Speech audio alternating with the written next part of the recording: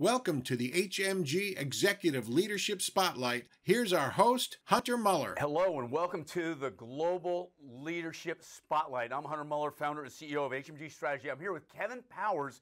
Kevin is the founder and director and professor of Cybersecurity, Data Privacy, National Security graduate programs at Boston College. Kevin, great to have you here today. What else are you involved with in New England and across the globe? Sure. So along with my duties over at Boston College, I'm also a cybersecurity research affiliate over at MIT Sloan School of Management, where I also teach a course that we're launching this November in cybersecurity. It's executive education, cybersecurity for the board of directors. Also, I serve on a couple of boards in industry, one with Haiku, which does data backup and protection. They're Bain owned. Being capital owned, and also I'm on the board of Reading Cooperative Bank, regional bank here in Boston, approaching $1 billion in assets. Kevin, I know you have some news from the SEC that's coming down the pike here that everyone really wants to know more about. This is really something that's moving really quick and impacts publicly traded organizations and wealth managers as well. What the SEC came out with these proposed rules dealing with cybersecurity, they asked for comment, and they opened it up for 90 days worth of comment. And there's really 4 keys to the proposed rules, and I'm not going to go overly lawyer on you, Hunter, but what our audience should know is, 1, there's a new reporting requirement. Proposed doesn't mean it's going to take place, but it looks like the SEC wants to get all of this in place, regardless of what the comments are. So first, it would be a 4-day reporting requirement that any organization publicly traded that suffers a material incident, okay? And the definition of an incident is kind of loosey-goosey here, so it's not really sure what they really mean by that. So they have to tighten that up. But the reporting requirement's within 4 days. So if I'm a publicly traded company and there could be some unlawful access, it could be an employee, could be someone else, and not rising to the level of a data breach exposing hundreds of thousands or even 25 to 30 to 40 folders of personally identifiable information, that could count as a material breach currently under the new proposed rules. And this could put a lot of companies under the gun on what do they report, when do they report, or are they going to be over-reporting, which if you're a company now, this is going out to your shareholders. This is really going to impact your stocks because every time you report something, there's going to be a hit to your brand. Continue, please. Sure. 2, it also requires reporting of publicly traded organizations to put forth what they're doing to protect the personally identifiable information in their network systems. So it's putting out there, really in looking at this, it's not something that the SEC is really allowed to do, is like put forth like rules and regulations on how you're going to set up your program. But the way this comes out is you have to identify what you're doing for cybersecurity and data privacy and listing how you're putting a program together. So it's really taking a bit from New York's Department of Financial Services Part 500, those requirements there, and pushing it over to the SEC as well. So what does this mean? What are the implications for CEOs and the C-suite and boards? Yeah, the implications are that there's been a lot of talk about boards have to get more active.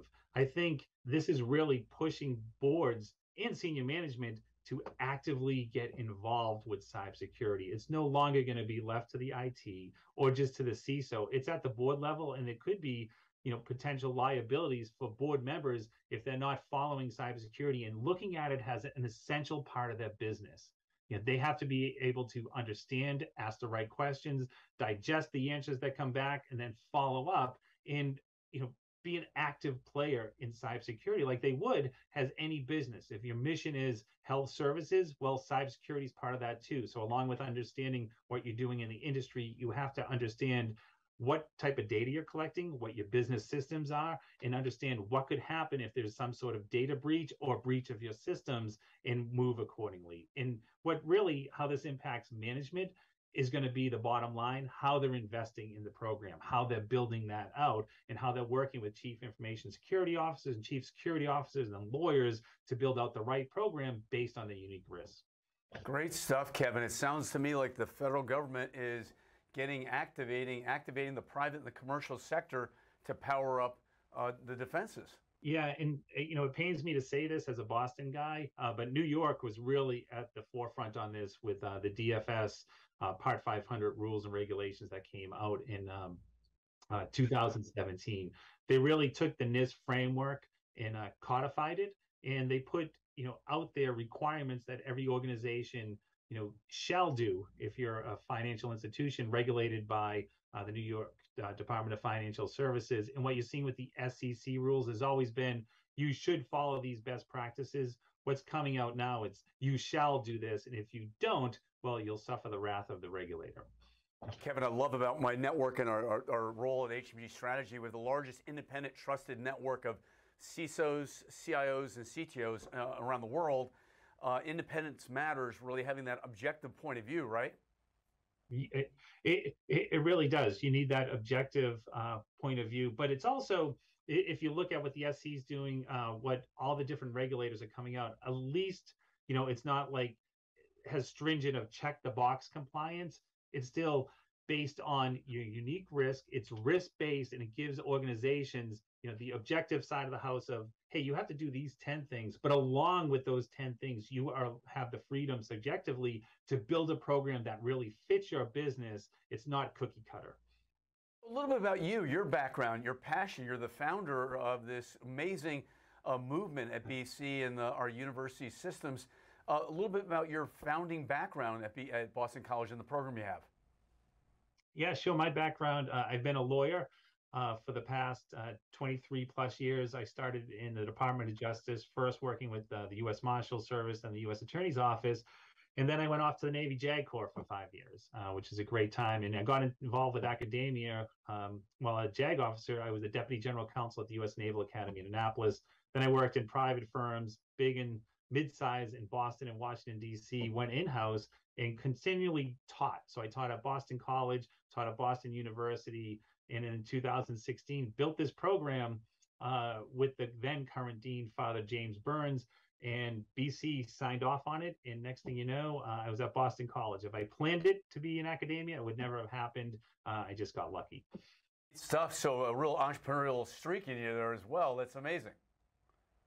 Yeah, exactly. And cybersecurity, as you know, Hunter, it's changing every day. You have to be innovative, and you have to look at all the different emerging technologies, but also the business strategies as well. It's not based on tech. I mean, we've always said this, and I know you say this as well, that cybersecurity is not a tech issue. It's a business issue that needs to be managed with, the senior leaders, senior management, the board of directors, a holistic approach, and it's all based on risk management. Hey, Kevin, great to have you on today's Spotlight. Thank you so much. Amazing insights, and looking forward to seeing you in person in Boston. Yeah, thank you so much, Hunter, and looking forward to seeing you there as well. Thank you. For more information, please visit hmgstrategy.com and keep up to date by following us on our social media platforms. Thank you.